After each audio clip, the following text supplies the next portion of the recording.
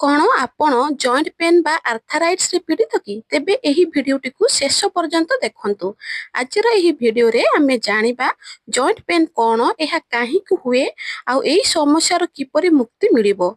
एही joint pain केवल आंठु दरज नुहे, यह शरीर प्रत्येक अंग जेउठी दुईटी हाड़ परस्पर मिसी थाए एही जगार हेउथिबा दरज को जॉइंट पेन बा आर्थराइटिस कुहा जाए। आगरू बयस हैला परे आंठुगंठी पेन बा जॉइंट पेन समस्या देखा जाउथला, किंतु वर्तमान युवक अवस्था रे भी मध्य एही समस्या देखा जाउछि।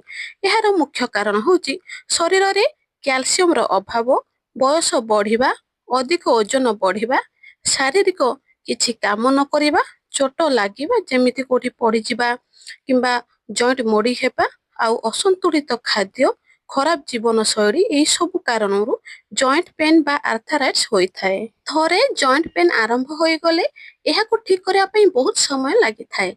एही जॉइंट पेन बा आर्थराइटिस समस्या रो मुक्ति पाया पई लोके पेन किलर खाई थांती, जहा शरीर रे खराब प्रभाव पड़ी थाए। किछि समय पई जंत्रणरू मुक्ति मिली थाए, किंतु किछि दिन परे पुणी सेही समस्या देखा दिए। आज मु आपनकु एही जॉइंट पेन बा आर्थराइटिस समस्या रो मुक्ति पाया पई एपरि एक प्रभावशाली उपाय कहिबी। एही उपाय करिबा द्वारा आपनकर जॉइंट पेन बा आर्थराइटिस संपूर्ण ठीक करि परिबे। एही उपायटी बहुत सहज, एथिरे कोनोसी साइड इफेक्ट नाही। तेबे चालंतु सेही उपायटकु जानि नेबा। प्रथम रे होची चूर्ण। चूर्ण रे प्रचुर परिमाण रे कैल्शियम रहिछि। शरीर रे कैल्शियम रो अभाव हेले हाड़ दुर्बल होई थाए, फल जॉइंट पेन बा आर्थराइटिस समस्या देखा दिए। चूर्ण सेवन करिबा द्वारा हाड़ मजबूत आउ शक्त होई थाए, फल एही जॉइंट पेन बा आर्थराइटिस दूर होई थाए। एहाकु किपरि खाइबे ना, 1 ग्लास पानी रे गोटिए पिंच बा गहम दाना जेतिकी परिमाणर सेतिकी परिमाणर चूर्ण को पानी रे मिसाई खाइबा परे आपण पीबे। खाली पेटरे केबे भी एही चूर्ण पानी को पीबे नाही। आउ मने रखिबे किडनी रोगी को एही उपायटी करिबा उचित नोहे। नंबर 2 रे हेउछि मेथी। मेथी जॉइंट पेन पई बहुत उपकारी।